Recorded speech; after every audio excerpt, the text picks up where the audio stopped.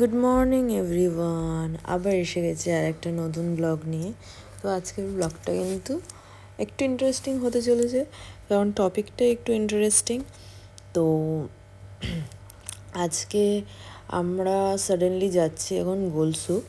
এটা আগে থেকে একদমই ঠিক ছিল না, কিন্তু আমার হাজব্যান্ড অফিস থেকে আমাকে ফোন করে বেশ ঘন্টা দুয়েক আগে আমাকে জানালো যে গোলসুক যেতে হবে, কিছু দরকারি কাজ আছে। এবার এখানে তো দুবাইতে কেন পুরো সব জায়গাতেই গোল্ডের প্রাইস এভরিডে আপ ডাউন করে। তো আমাদের যদি কিছু পারচেস করার থাকে তো তাহলে আমরা প্রাইসটা ফলো করি। তো আজকে বললো যে একটু কম হয়েছে, তো আমরা গিয়ে আমাদের কাজটা মিটিয়ে আসি। তো সামনেই আমার দেওরের বিয়ে আছে, তো ফেব্রুয়ারিতে তখন যাব কলকাতা। তো কেনাকাটা তো এখন একটু থাকবেই। আর এই দুজন দেখো আমার বিছানায় উঠে বিছানার মধ্যে লণ্ডভণ্ড করে দিচ্ছে, যদিও আমার যে কাজের লোক এসছে সে তো পরিষ্কার করে দিয়ে যাবে সব।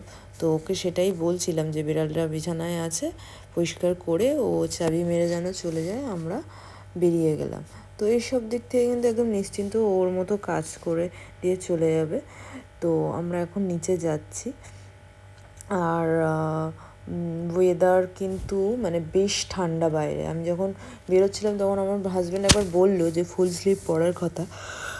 আমি বললাম যে না, দরকার নেই, অতও ঠান্ডা নেই যে ফুল স্লিভ পরতে লাগবে। কিন্তু বাইরে বেরিয়ে দেখছি বেশ ঠান্ডা। আর গোলসুকে যাওয়ার পর তো মাই গড, মানে অনেক অনেক অনেক বেশি ঠান্ডা ছিল। আমার ফুল স্লিভ কিংবা সোয়েটার পরা উচিত ছিল।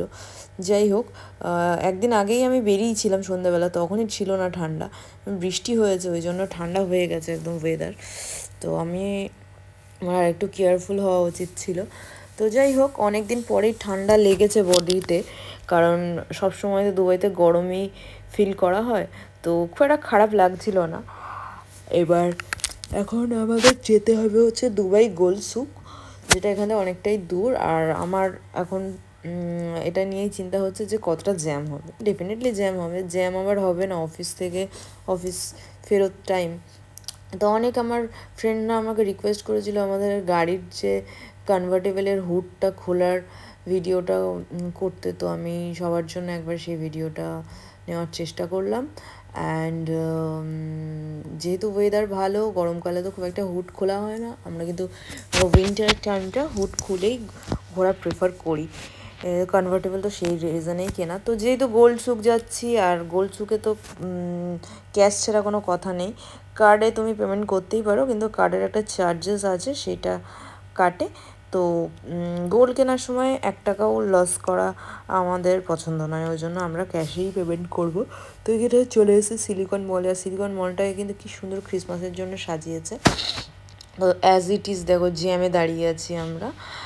আর জ্যাম জ্যাম অ্যান্ড জ্যাম, 1 ঘন্টা তাহলে খালি জ্যামেই দাঁড়িয়েছিলাম।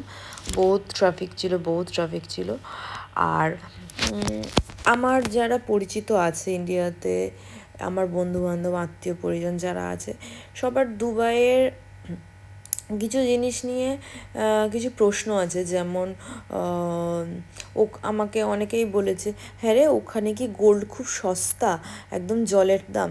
না গো, এখানে গোল্ড একদমই সস্তা না, জলের দাম তো না। মানে সবার একটা ধারণা আছে ইন্ডিয়াতে যা দাম তার থেকে মনে হয় দুবাইতে গোল্ডের দাম অনেক কম, কিন্তু সেরকম কোনো ব্যাপার না। হ্যাঁ, কম বলতে হয়তো ইন্ডিয়ান কারেন্সিতে কনভার্ট করলে হ্যাঁ, গ্রামে 200 থেকে ম্যাক্সিমাম 300 টাকা কম হবে।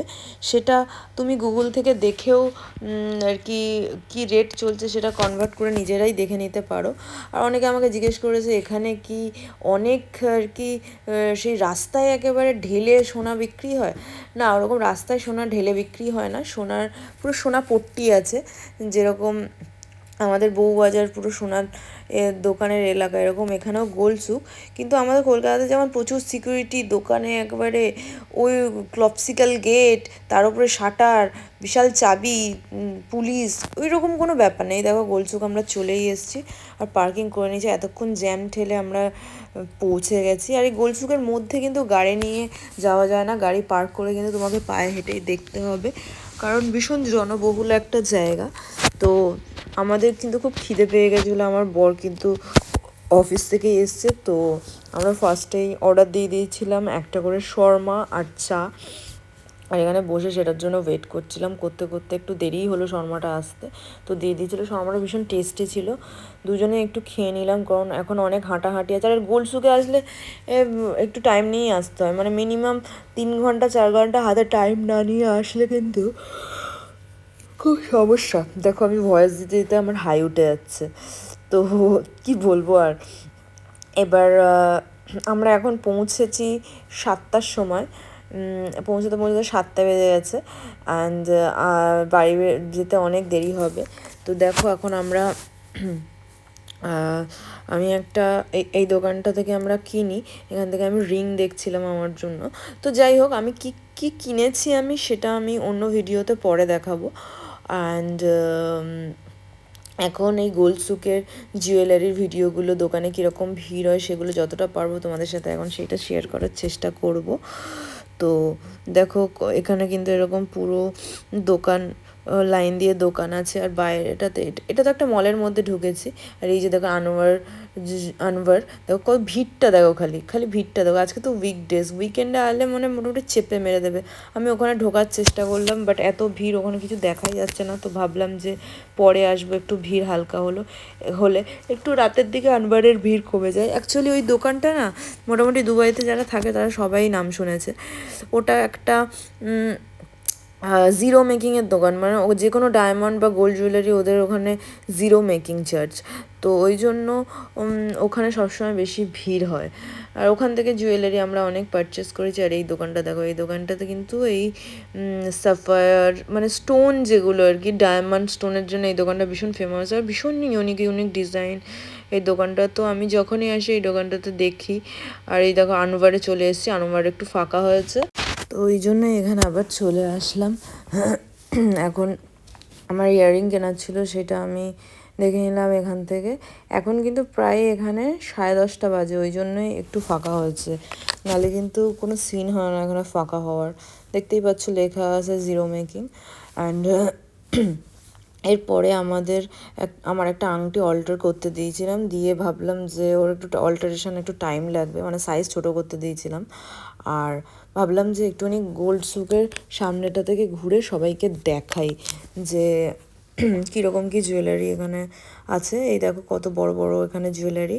এখানে যারা আর কি শেখ যাদেরকে বলে, যারা এমিরাতি, তাদের বিয়ের সময় তাদের আর কি মেয়েরা এইরকম টাইপের জুয়েলারি পরে। তো এগুলো মিনিমাম 250, 300, 500, 1 কেজি 2 কেজি এরকম ওয়েটের গয়না। আর এই ব্যাপারে তো দুবাই হচ্ছে সব থেকে বেস্ট, মানে গোল্ডের জন্য। আমার তো মনে হয় না যে এরকম টাইপের গয়না দুনিয়াতে আর কোনো জায়গায় দুবাই ছাড়া পাওয়া যায়, মিডল ইস্টের কান্ট্রিগুলো ছাড়া। মানে সৌদিতেও তুমি পাবে, সৌদি ওমান এগুলোতেও পাওয়া যাবে। আর তার মধ্যে সবচেয়ে বেস্ট হচ্ছে দুবাই। তো আর যেরকম গোল্ডের কালেকশান আছে সেরকম আর কি ডায়মন্ডের কালেকশান আছে। আমি রাস্তা দিয়ে হাঁটছি, আর পুরো পুরো সাইড দিয়ে এরকম লম্বাভাবে দোকান, আর যতটা হাঁটবে তুমি ততটা দোকান, মানে এই দোকানগুলোর কোনো শেষ নেই। কতটা এরিয়া জুড়ে আছে। আজ 2 বছর এসছি, কিছু না হলেও আমরা 50 বার তো গোলসুক এসেইছি, কিন্তু আমরা হেঁটে শেষ করতে পারিনি। কত দূর যে আছে ঈশ্বর জানে। তো দেখো যতটা পারছি আমি দূর থেকেই তোমাদেরকে দেখানোর চেষ্টা করছি, কারণ প্রত্যেকটা দোকানে গিয়ে গিয়ে তো আর দেখানো সম্ভব না। এই দেখো এই দোকানটা দেখো খালি, হ্যাঁ এটা পুরো একদম একদম মানে কি বলবো, সেই আমাদের দুর্গাপুজোর প্যান্ডেলে ঠাকুরকে যেমন গয়না পরায় হয়েছিল না একবার সন্তোষ মিত্র স্কোয়ারে, ঠাকুরকে গয়না পরিয়েছিল সোনার, ওই রকম। তো আমি একটু ভালোভাবে ভিডিও করে নিলাম, তোমরা যাতে সবাই দেখতে পারো ভালোভাবে। তো সত্যি মানে যারা কেনে তাদের কাছে তো ডেফিনেটলি পয়সা আছে। আমার কাছে থাকলে আমিও কিনতাম, আমিও কিনে আমি পরে বসে থাকতাম, হ্যাঁ। কিন্তু আনফর্চুনেটলি আমার কাছে অত টাকা নেই যে আমি এইরকম এত ভারী ভারী গয়নাগুলো কিনবো। তো এই যে খালি দেখছি, ইভেন দেখতেও ভালো লাগে। এইগুলো দেখতে গেলেও আমার মনে হয় কপাল দরকার হয়। তো এইটুখানি মানে ভগবান এইটুখানি আশীর্বাদ করেছে যে অ্যাটলিস্ট চোখে দেখতে পাচ্ছি, সবাই তো চোখে দেখতেও পায় না। তো যেটুখানি ঈশ্বর দিয়েছে সেইটুখানি নিয়েই সন্তুষ্ট আছে, সেইটুখানি নিয়েই সন্তুষ্ট থাকবো। এই দেখো একটা জিনিস দেখো, এই যে গয়নার দোকান, পাশেই দেখো জামা কাপড় শোপিসের দোকান। তো মানে বলছিলাম না যে সিকিউরিটির ওরকম কোনো ব্যাপার না। দেখো এখানে কোনো ক্লপসিক্যাল গেট ফেট কিছু দেখতে পাচ্ছ বা শাটার ফাটার ওরকম অত এনে, জাস্ট নর্মাল দোকান বন্ধ হওয়ার পরে জাস্ট একটা নর্মাল শাটার দেওয়া থাকে। কোনো পুলিশ সিকিউরিটি কিচ্ছু নেই, নাথিং। এখানে চুরি হয় না, চুরি করার কারো সাহস নেই, এমন শাস্তি। তো যাই হোক, আমরা আমাদের বাড়ি যাওয়ার টাইম চলে এসেছে। পুরো একটা বেড়ালের ফ্যামিলির সাথে আমার দেখা হলো। এই সাদা বেড়ালটা হচ্ছে বাবা বেড়াল, এই যে বাচ্চা বেড়াল বসে আছে, আর এই যে মা বেড়াল। তো বিড়ালদের প্রতি তো আমরা দুজনে একটুখানি মানসিকভাবে দুর্বল, তো বিড়াল দেখে দাঁড়িয়েই গেছি। অ্যাকচুয়ালি আমরা এখানে থেকে রুটি কিনছিলাম একটা দোকান থেকে, আর একটু কোল্ড ড্রিঙ্কস নিয়ে খেতে দাঁড়িয়েছিলাম। তার মধ্যে মা বিড়ালটাকে কিন্তু আমি কিছুই বলিনি, ও আমার গায়ের মধ্যে এসে এরকম করছে। ওরা কিন্তু ঠিক বোঝে যে কারা ওকে পছন্দ করে আর কারা ওদেরকে পছন্দ করে না।